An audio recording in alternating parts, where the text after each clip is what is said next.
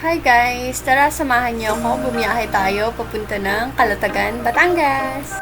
Since maaga nga akong umalis, hindi ako nakakain ng almusal, kaya naman naghahanap ako ng pwedeng mabilhan ng maaga.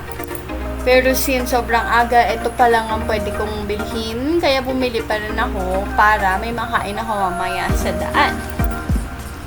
Totoo na nga, umaangat na nga ang haring araw. Medyo maliwanag na. Nakikita mo na ang mga dinadaanan mo. Hindi na rin nakakatakot bumiyahe kasi madilim. Medyo na-traffic nga ako nung bandang malapit na ako sa Lian. Tapos, buti na lang nakamotor ako dahil sobrang daling sumingit. Sorry naman, pero one of my favorite things pag nagmamotor yung nakakasingit ka at mabilis kang nakakapunta sa paroroonan mo. Meron ngang truck na tumaob, kawawa yung driver, pero lahat naman sila safe. At ayun, nakadaan na kami. Nasa Lian na tayo neto. Ina-enjoy ko lang yung view at napakaganda nga nitong bundok pati pala yan na nadaanan ko, grabe. Kaya naman naisipan kong tumigil muna at dito kainin yung binili kong pagkain. Tinina. Mamadali ako lagi sa pagbiyahe ko. Naalala ko, ako nga lang pala mag-isa at bakit hindi ko enjoy yung oras. Total, wala naman nag-aantay sa akin, wala naman tayong hinahabol na kasama or inaantay, kaya in-enjoy ko muna saglit. Yun din ang pinakamaganda pag nasa-solo travel ka, hawak mo ang oras mo at wala kang isiping tao. Although, syempre may downside kasi mag-isa ka nga lang, pero pag nasanay ka na, may enjoy mo rin. Ito nga ang ating first gas stop. Malapit na ako yan actually, pero nagpa-full tank pa rin ako. Just to be sure. Dito na tayo. Sobrang aga ko, wala pa masyadong tao. At low tide, super low tide, kaya hindi naman gaano ka taas ang tubig. Dito nga pala ang pwesto. Minsan ako nag-pitch ng tent. Kita nyo naman, sobrang luwag. Wala akong katabi at na-enjoy ko ang pagkatahimik ng lugar. Pagkatapos ko namang mag-pitch ng tent ko, naglibot-libot lang ako. Nagpalit muna ako ng mas comfortable na suot. Naglibot-libot ako. Nagtingin ako kung anong pwedeng gawin. At nakita ko nga may duyan. Kaya trinay ko kung kaya ko magduyan kahit walang tubig. Okay naman, na-enjoy ko naman. Medyo mainit nga lang. So, get ready mga itim pagkatapos mo magduyan dyan. Pero okay naman siya. Yan lang nakikita ng activity doon.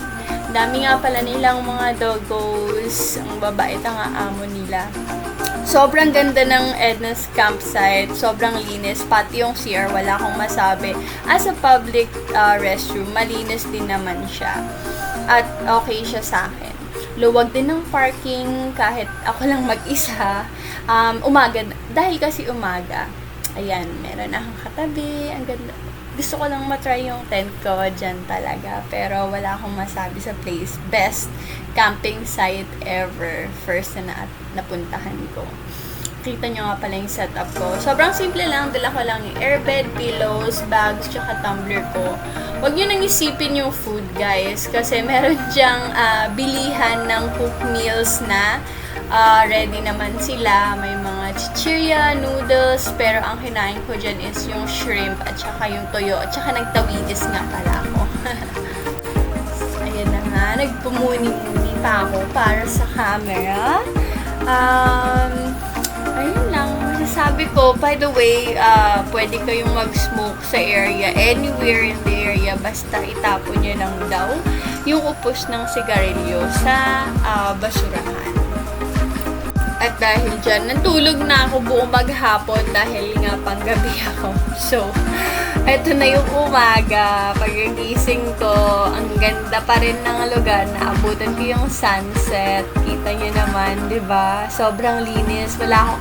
Ang galing-galing kasi meron silang mga staff at saka may mga routine na talaga sila. Once na may dumating na guest, may mag-a-assist sa'yo. Sobrang ganda ng place. So, nagpa-pack up na ako niyan. Dineflate ko na yung air mattress. Nilagay ko na yung mga kailangan ilagay sa bag. And last, tea shots. Yan. dyan ako nagstay nga pala. At eto nga pala yung mga dinala ko. Nakamotor lang ako. So, ang dala ko talaga is yung cap and your bag and yung tumbler ko lang.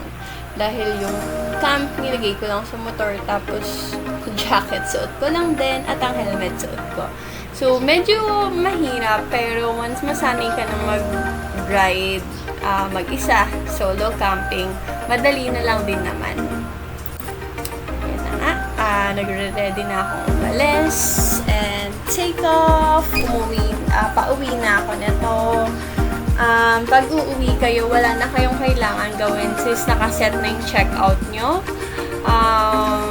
Ayan, kumain lang din kayo. Kumain din ako nyan before ako umalis. Tapos, kumain ulit ako pagdating ko sa Tagaytay kasi nakita ko yung Paresan tapos ang ganda ng view. Naisip ko, shit, maganda to for the video. Tapos, ayun na nga, tinikman ko. Masarap ang kanilang pares or mami ba yan? At, ayan, dyan ako dumaan pa uwi at dito ko na rin tinapos yung video. Wala na akong battery, kaya eto na yung last video. Thank you so much for watching!